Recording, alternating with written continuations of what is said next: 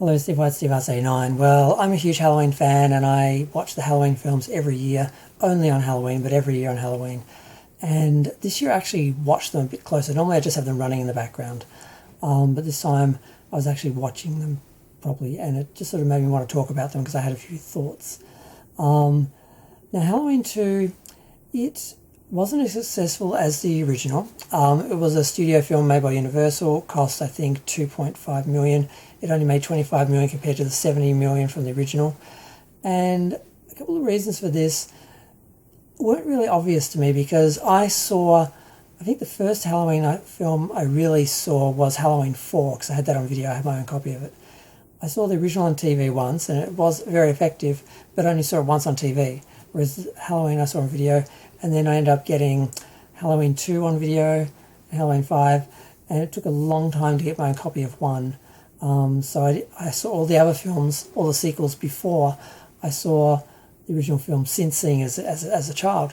And part of the problem with that was the whole Michael and Laurie as brother and sister and that whole killing his family sort of idea was something that I'd never questioned. But kind of like Star Wars being a series, that's something that happened afterwards. The original film was just about this guy killing babysitters and just focusing on this one girl or one group of babysitters.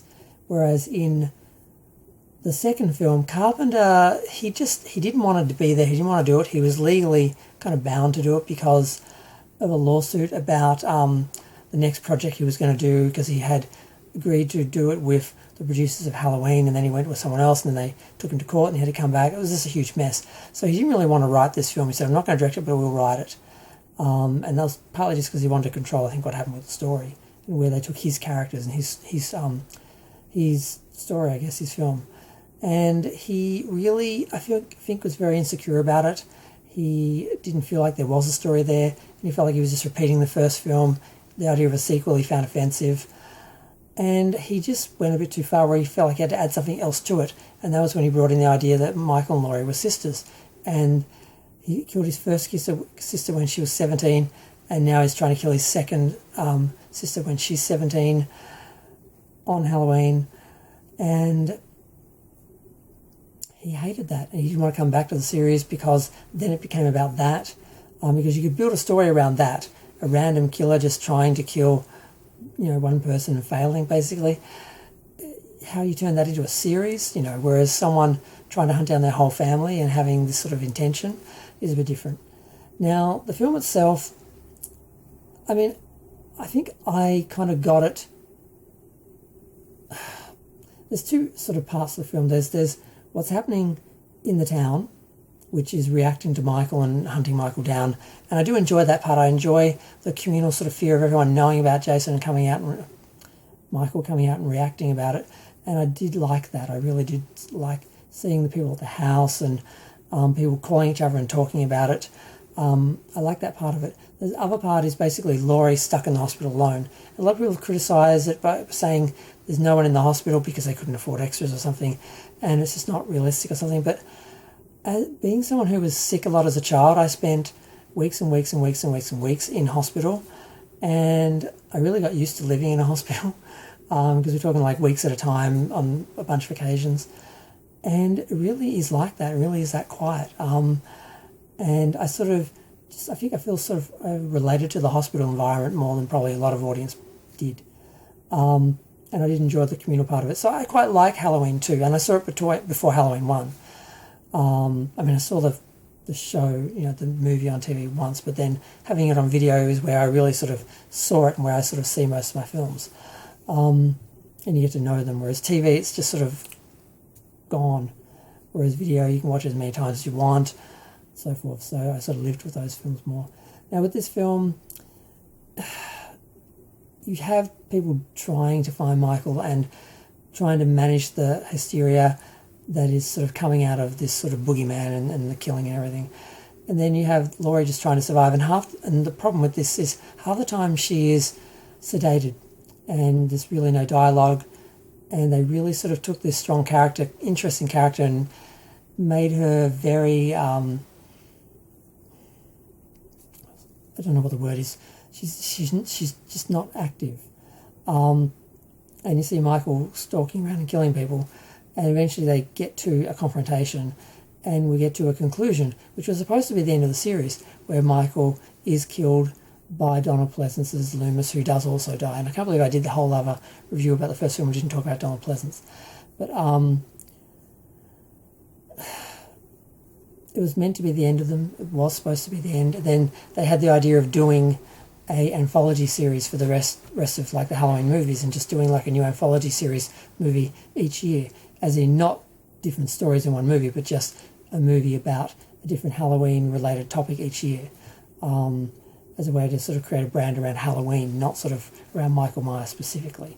But there's not a lot happening in the actual story, really. There's really not much to talk about in that. So, Laurie basically just is sedated, then she wakes up, she panics, she's sedated again, she sort of wakes up, she sort of tries to escape to a degree, and so Michael starts attacking. And there are a few little stupid things that happen that you get easily criticised. It's very easy to get into the story points and what actually happens. But there's some moments like when Laurie is outside and people are entering the building and she needs to help and she doesn't say anything loud enough for them to hear, and then once the door closes and they're gone, then she screams, little things like that. And little things you notice when you're sort of watching it later on, like I didn't really recognise the car that Laurie is in, that she tries to escape in, is actually, I believe it's the car from Psycho, which later appears in H2O with Norma. So, yeah, I think I'm done. There's not much more to talk about with it. It tries to have the same sort of feel and the same sort of look as the first film. They try, because it is a continuation of the same night, and they're fairly successful with that. I did enjoy that. Even if they do a few weird things at the start, like they reshot Michael being shot off the balcony, and you can clearly tell he's going up a ramp, and they use alternate shots of Laurie, Jamie Lee Curtis, at the end of the film, when they repeat this, the start of the film, they repeat the end of the film from the first one. And there's a couple of little things, like Loomis is going to the room to look out the window to, at the end of the film, see that Michael's missing, and they cut from that shot like he's going downstairs, and you have him come outstairs at the front and look at the empty grass where Michael isn't. I'm like, no, that shadow of him walking past is him going into the other room from the first film. So it's little things like that, just a few little tiny little things, but aside from that, the characters are likeable, the atmosphere is good. The kills, they are more gory, and that is sort of an insecurity thing, I think, where so many slashes had come up and where they didn't have the time or the skill to create the sort of suspense the original did with John Carpenter. They just sort of went straight to the gore and straight to the sex, and then that became what they were about, and that made a lot of these ones less enjoyable and less effective, because if you're not really with the characters that are being hunted, you don't really, it doesn't really work unless you're one of these sickos who actually root for the actual killer. And I'm not one of them. So yeah, I do like it. I think it's got a lot of negative criticism, which it doesn't deserve. And I'm just going to leave it there, because the next is Halloween 3, of course, and how that changed everything, and how that then changed everything again to go back to this story.